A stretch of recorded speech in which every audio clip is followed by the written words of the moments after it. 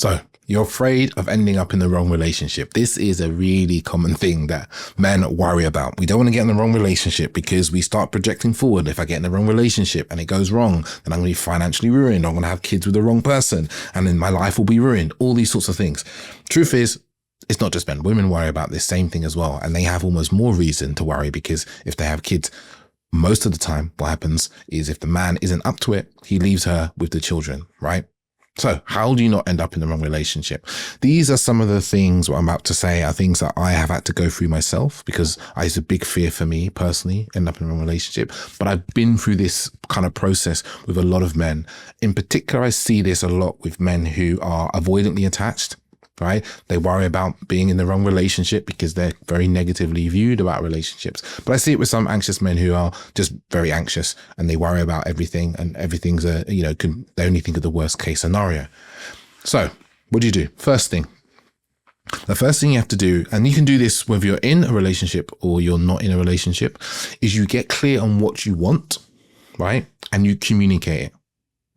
This is the vital piece. This is the piece that's missing because what happens with most men is we vaguely know what we want, right? But we don't get really clear on it. And we don't tell our partners what we want and expect from them, right? And then we sit and we worry that we're not getting what we want. We're worried that the relationship's not going to be what we want. But we don't speak about what we want, right? Or worse still, you don't know what you want. Right? This is the process I take my clients through, a series of questions to understand their wants, their needs, and their non-negotiables in relationship. Why do you do this? Because first of all, you get a clarity on what they are. All right, what are my non-negotiables in relationship? Oh, this person I met doesn't meet this non-negotiable. No, they don't meet my non-negotiable. Then I don't want to be in a relationship with them, right? But the non-negotiable creation list that I do with my clients is it actually looks at the root of the non-negotiable. Right? Because sometimes the things we have non-negotiables around aren't non-negotiables, right? They are just wounds. They are things that happen in a past relationship that we fear will happen again. And that's not necessarily a non-negotiable because sometimes underneath that wound is actually our own action that we need to take, right? For example, you might be like, I don't want to be with a partner who argues a lot or comes to me with conflict. Now, first of all, the wound is that you probably aren't very good with conflict, right? You're afraid of conflict. You become dysregulated. You feel stressed about conflict. You don't know how to deal with conflict. You don't have to communicate. That is a really prime example of a thing that you need to deal with, not that you can try and find a partner that doesn't ever, want anything or want to discuss anything. Because if you learn how to do conflict well, which I had to learn, which was, very simple actually, when it comes down to it, there's some real inner work that you have to do around it, right?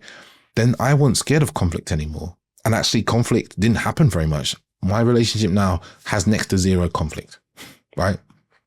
But my past relationship had loads of conflict. And I was very, I didn't want any women who were kind of quote unquote too emotional. So this is something that's really important to understand. Is it something that you're trying to run away from or you're trying to insulate yourself from or something you deeply need? Like a really true one is, clear and compassionate communication. That's a really true and decent one to have, right? Because then you can have good conversation and blah, blah, blah, and listening and blah, blah, blah, and all that kind of good things. And you can understand each other and there's no shouting, that sort of thing. Something else to consider when you're doing these wants is what's the feeling beneath the want? You have to think about the values you desire the relationship to have as well. And a kind of dynamic that energizes you and nourishes you. And also you need to consider, are you bringing those things? For instance, if you want a partner who is sensual and fun and playful, are you? How sensual, fun and playful are you? Or are you trying to find someone who can fill up your cup with the thing you don't have, right? If you're thinking about polarity, you want someone who's fun, sensual and playful, then you probably need to also bring a level of leadership, direction and groundedness, right? But do you have the range? Because a lot of what happens is we just want a thing from them that we don't have or we can't do ourselves. So that's where we have to grow and expand. But the one really important thing here, and I'm not glossing over this, is the ability to communicate in relationship during, as it's growing, what it is you want. If you can't communicate what you want, You will continually end up in relationships that don't include what you want, or you will always have this fear and worry about being on the fence. Like, is this right? Is it not? Because you're holding back. The action of holding back what you want actually sabotages the relationship and creates a dynamic where you're on the fence and you're not sure if the relationship is right for you. Because when you communicate it and you're like, this is what I want, this is how I want things to be, and they're like, yep, I understand, I agree with that, or I disagree with that, and you talk about it, you get to show up to create those things that you want. They get to show up and create those things. And if they don't happen, you get really clear. Like, oh, actually, this doesn't work because these things aren't happening, right? And we've talked about this, and we've tried a few things and it doesn't happen. That relationship isn't right. But that can't happen if you don't communicate it. Second thing is you need to start to differentiate between values and superficial traits. Inside your kind of non-negotiables and desires and wants, you're going to have superficial traits, which sometimes is like, oh, she must look like this. I want her to like these hobbies. I want her to have this color eyes, even to some degree, like temperament. They can be superficial traits. Whereas deeper aligned values, things like of the relationship, freedom, growth, adventure, honesty, playfulness, those are the values you're looking for. Or you might want someone who values family, who values community, right?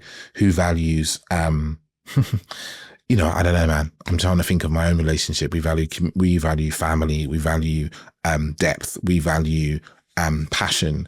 We value a bunch of things. And those are the things I was looking for in a woman, right? Someone who's nurturing and so forth. Because ultimately, looks fade. I know we want to be with someone who's attractive, but you have to remember some of what's attractive to us is also our kind of dysfunctional imprint that we've got from our younger years, right? Because ultimately looks fade, and we need to be very mindful that you're not chasing someone who looks a certain way just so the world thinks you're the certain type of man that you never were, right? When you grew up. I meet so many men who want a hot woman on their arm so that other men think they're the man, right? Or other men think they're no longer that little boy at school who women didn't look at. Number 3, and this is probably the most obvious one, you got to do the inner work. You've got to do the inner work to look at your shadow and your insecurities, and you've got to look at your inner child, the stories you tell yourself, the mental narratives, the even the kind of mental prisons you put yourself in, of how things have to be. If you don't look at those and dissolve those and really work on those, knowing them isn't enough. You have to start creating new pathways and new actions, right? And new responses instead of the old reactivity. That is actually the work. Reading about it isn't the work. Listening to my podcast isn't the work, You need to start creating different outcomes. That's where the work shows up. And I think that's where we get it wrong a lot of the time. We think the work is just reading and consuming information. That isn't it. It doesn't cut it. It doesn't get you very far. It just means you have a lot of knowledge, but you have to apply that knowledge into wisdom and embodied action, right? And when you do this work inside a relationship, you're able to communicate better. You'll be able to listen better, speak and listen better. You'll be able to move through your discomfort with intimacy, or your discomfort with silence, your discomfort with space, right? You'll be able to stop reacting from your fear of abandonment or your fear of not being good enough, because you start to create a different outcome. You'll be able to express your emotions more clearly, right? You'll be able to feel your emotions more clearly. You'll not be as run by your emotions. You won't shut down so often and just not clam up when there's conflict, or you won't overreact in conflict as much, because you start to wear away at the underlying stories and patterns. If you don't do this work, that will keep happening in your relationships. It's as simple as that. Number four, give the relationship what you want. If you want openness, be open. If you want sex positivity, be sex positive. If you want playful, be playful, right? This is simple. I've said it earlier, but it really goes a long way. Gandhi said it. Be the change you want to see in the world. Be the person you want to receive in your relationship, right? Be those traits and see what that opens up for you. Number 5, don't do this alone. I always say this, right? Men want to do everything alone in the privacy of their own home. The reason why you don't do this alone, this work alone, is because your ego won't let you see the blind spots. It won't let you see them. Whereas when you have someone like me sitting in front of you, or you're in a group practice or a group situation, someone will reflect to you something that is obvious to them, that they have been seeing about you for weeks, days, right?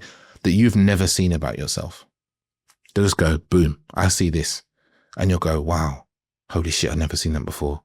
And you might think about it and think, God, I can see it now. But you won't, because your mind won't let you do it. And that's what happens when you do it alone. 6. This one's really important. When it comes to a relationship, sometimes we fall into this trap of believing we don't have a choice. You know, we don't have agency. Agency and choice are always there for you. If something isn't the way you want it to be, you have agency and choice. You can change it. You can do your best to change it, influence it, discuss it, bring it up, you know, create the conditions and environment for it to change, or you can leave. Right? That's also a choice you have.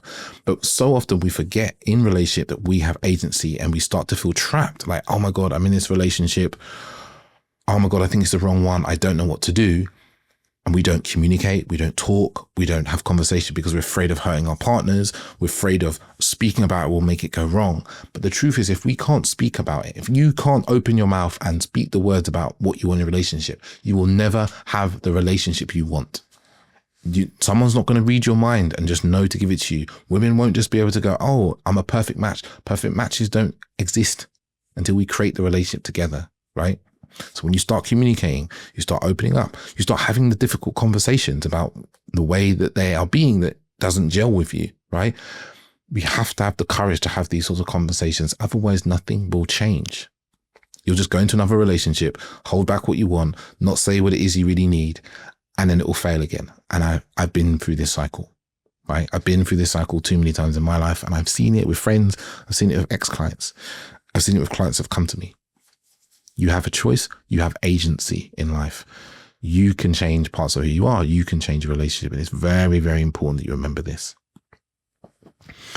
So that's the points, right? Remember that agency. You have power and agency in your life. Really important. If you're looking to cultivate this stuff, you want to do this kind of inner work that I talk about and learn the traits and the abilities to say, communicate really powerfully, to be really deeply present in your relationship instead of being distracted all the time. If you want to be able to kind of cultivate beautiful and magnetic sexual energy and passion between you and your partner or your future partner, I have a program that I've created and I'm going to be running next year, right? It's called Relate. If you're interested, there is a waitlist down below. If you're on that waitlist, you're going to basically have access to the program before anyone else. There's only going to be a limited number of spots. So if you're not on that waitlist, you may never even hear about it, right? You might not hear about it for months until I take another intake of people. So get yourself on the waitlist so you can actually find out more about it. It's going to be a very reasonable price. Actually, I'm trying to be as reasonable with these pricing because, times are hard financially, but also think about how these skills will change your life, right? The ability to communicate, like, it is one of the most vital things I learned, with the ability to feel and communicate and be in the storm with my partner when she was upset and not overreact. That skill I learned, and that's exactly what I'm going to be teaching the men inside the program. So check out below. Tell me which, in the comment section, which of these points was most useful, which of them that you really see you need to work on. Maybe even talk about some of the fears you have about being with the wrong person, being in the wrong relationship. In the comments, if you're on Spotify, there's comments there. If you're on YouTube, you can do it there as well. And all there is to say is ciao, ciao.